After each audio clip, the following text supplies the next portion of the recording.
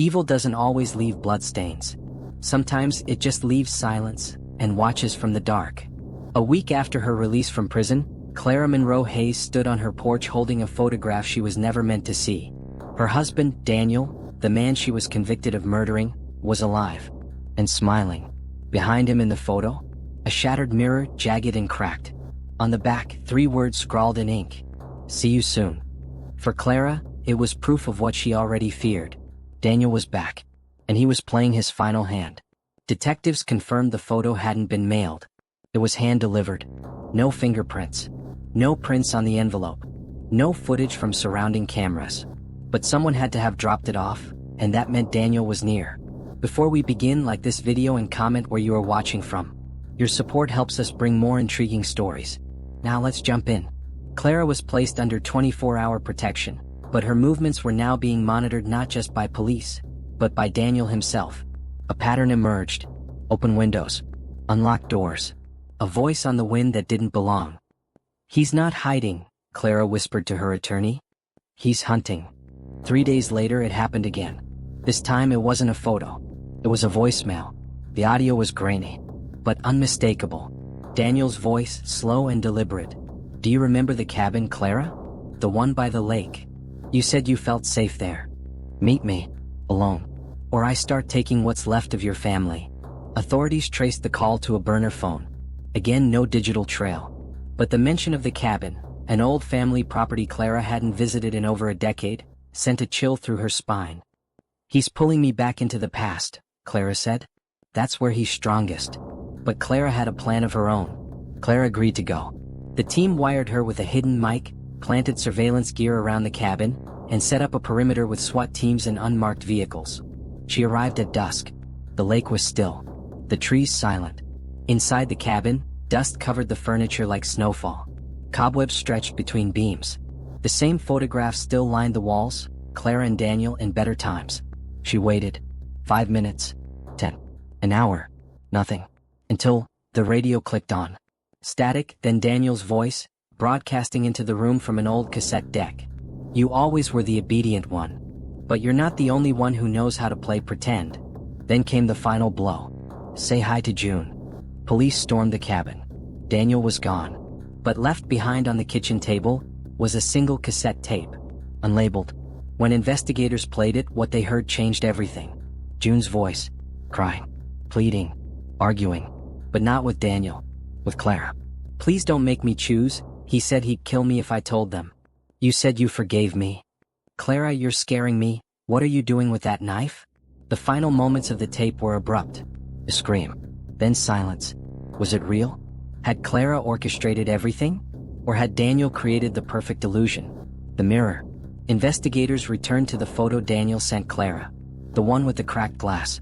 Forensics examined it closely. And that's when they saw it. In the reflection, barely visible, someone else stood behind Daniel. It wasn't June. It was Clara. Or someone who looked exactly like her. Only, Clara was in police custody the night the photo was taken. So who was the woman in the reflection? A double? A frame job? Or was the impossible happening? Remember the alias found in the storage unit, Jane Reed? Investigators reran the name through recently updated databases. And this time they found a hit. Jane Reed wasn't fake. She was real. 27 years old. Originally from Nevada. And the shocking part? She looked almost exactly like Clara. Enough to be her twin. But there was no record of Jane before 2015. Which was exactly 1 year before Daniel married Clara. Everything began to shift. Clara wasn't the only woman Daniel had targeted. Jane had been missing for 2 years. Family presumed her dead. Now it seemed likely she'd been groomed to replace Clara. To study her. Mimic her. Become her. Was Jane the woman in the mirror? And if so, was she helping Daniel? Or was she just another victim? 4 days later, the Monroe family home, Clara's childhood house, burned to the ground. Arson. Accelerants found in the kitchen and basement. Everyone was safe, but it was clear. Daniel wasn't sending messages anymore. He was escalating. Inside the ruins, firefighters found a melted frame, one that once held a wedding photo. Clara and Daniel. But the photo inside had been replaced with a new one. It was June. Tied to a chair. Eyes wide with terror. The caption written in ash. "You didn't come alone." Then came the biggest twist yet. Investigators discovered a flash drive taped under the deck of the cabin. Inside, a video file. It began with Daniel's face.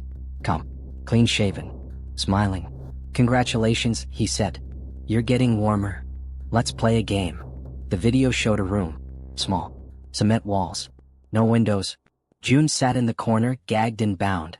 Then Daniel turned the camera on himself again. "This was never about revenge," he whispered. "It was about art. And Clara was my greatest canvas." The manhunt was now federal. Daniel Hayes had crossed state lines. Faked his death. Committed arson. Kidnapping. Torture. But the question remained. Where was he now? A tip came from a former associate, a woman who claimed Daniel had once used her remote hunting lodge to get off the grid. The lodge was located deep in the Louisiana wetlands. No cell reception. No road access. Armed teams mobilized at dawn. But what they found was worse than anything they imagined. Inside the lodge, no Daniel. But there was a room, sealed shut, soundproofed. Inside, a wall of monitors. Live surveillance feeds, of June, of Clara, even of the investigators' own movements. Daniel had been watching the entire investigation unfold. There were notes, charts, strings connecting names and photos, psychological profiles of the detectives. And in the center of it all, a single phrase written in bold red ink. "This ends when I say it ends." Daniel Hayes isn't running. He's orchestrating. From the shadows. From places no one dares to look. He studied them, played them, moved them like pieces on a board. And now the final move is coming. The last scene shows Clara returning home. On her doorstep is another envelope. Inside, a single page, a mirror shard, and a countdown. 5 days. No signature. Just 2 initials. JR. What happens when the hunted becomes the hunter?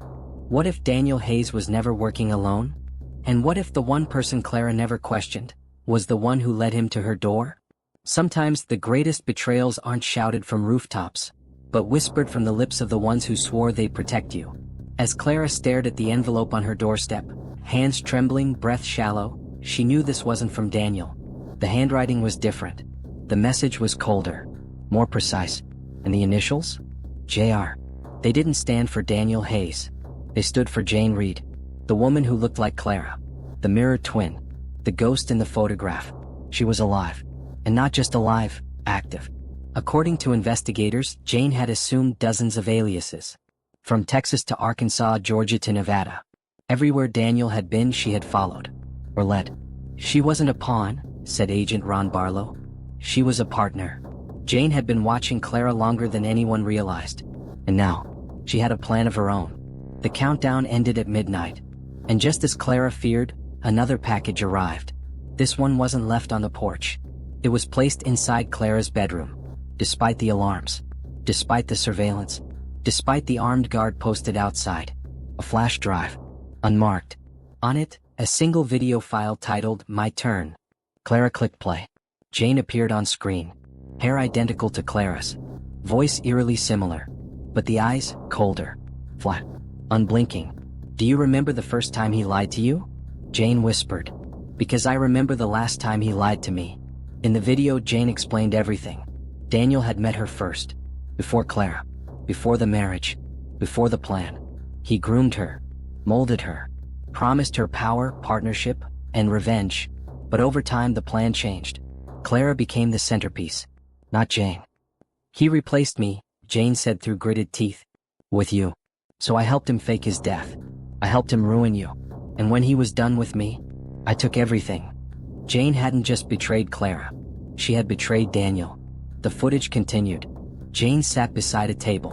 On it, passports, weapons, burner phones, and a map with Clara's house circled in red.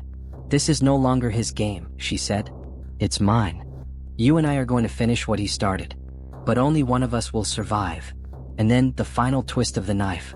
"The next time you look in the mirror, Clara, ask yourself if you're sure it's really you." Cut to black. Detectives were divided. Some believed Clara was the true victim, manipulated from all sides. Others believed she had fabricated pieces of the story. That her psychological profile showed signs of dissociative identity disorder or delusional parasitosis. A psych eval was ordered. But Clara refused. "I'm not crazy," she said. "I'm hunted." Still, suspicion grew. because something wasn't adding up. In an effort to verify Jane's identity, investigators ran DNA samples from the cabin, the lodge, and the burned house. That's when the impossible was confirmed. Jane Reed was not just Clara's look-alike. She was her half-sister. Same father. Different mothers. No known contact until the Daniel connection. Daniel chose me, Clara whispered in disbelief, because I was part of something broken. Something twisted. Daniel hadn't seduced one sister. He'd seduced both. Then another call came in. A contractor renovating the old Monroe property, the one that burned, found bone fragments sealed inside one of the walls. Tests confirmed it. The bones belonged to June, Clara's sister. The woman she believed had betrayed her and died mysteriously. She hadn't run away. She hadn't disappeared. She'd been murdered. But here's the part no one expected. The bones had been sealed inside the wall years before the fire. Long before Clara was arrested. And only one person had access to the house during that time. Daniel. The puzzle now had a shape.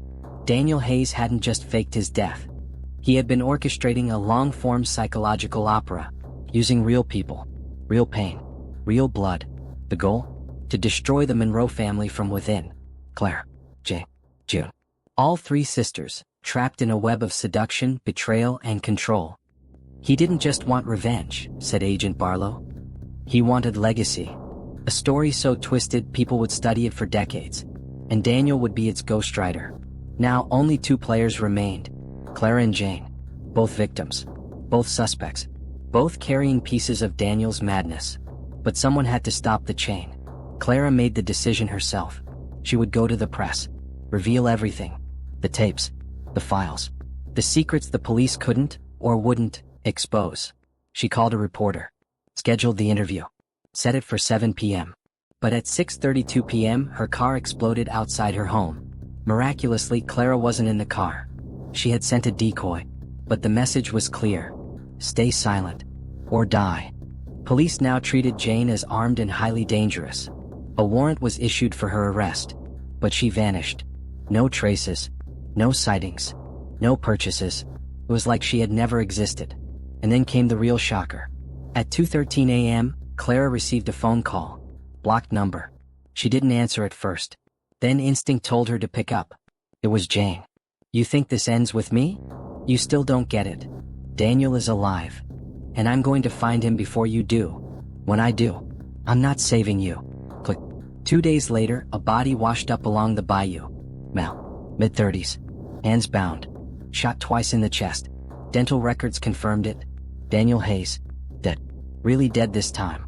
The autopsy confirmed it. No signs of surgery, no implants, no faking. But inside his jacket pocket? A slip of paper. Checkmate. JR. So now we ask the question. Was Jane Reed the true monster all along?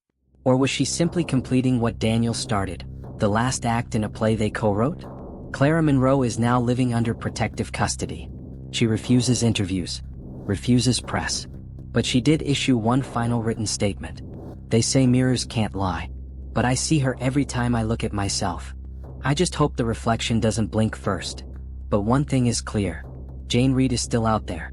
And she's not done yet. Comment below. Follow for part 3 because the truth is about to be exposed.